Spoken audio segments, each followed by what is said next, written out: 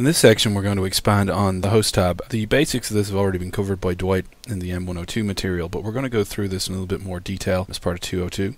One of the first things we're going to show you how to do is fix a warning. So one of the more common warnings that people fail to account for when they're setting up their MongoDB hosts is ulimit. So we'll go through what that looks like in the host tab, what you have to do to actually fix it for an Amazon Linux instance at least.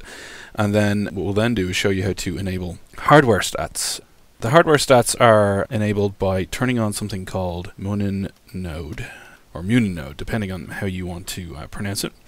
We'll go through some of the related stats, walk through how connections are related to non-map virtual memory, how quite often page faults are related to memory, and various other ones. The ones that are most commonly related together on a particular host.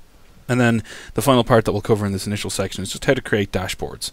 So, for example, if you want to see the write lock levels in all of your primaries across your shards. We'll only have 2 shards in our particular demo here, but you could imagine that if you had 20, 30 shards, you might want to be able to isolate just the primaries, just the secondaries, depending on how you're using them, and view the stats for just those hosts.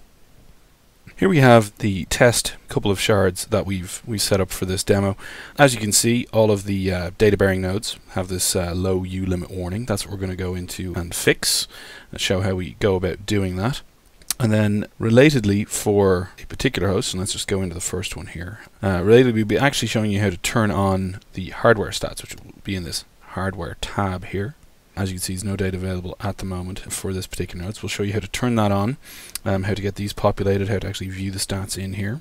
In addition, we'll be walking you through how some of these graphs relate to each other, if you like. We'll be talking about connections versus non-map virtual memory. If we scroll down, we'll be able to see that.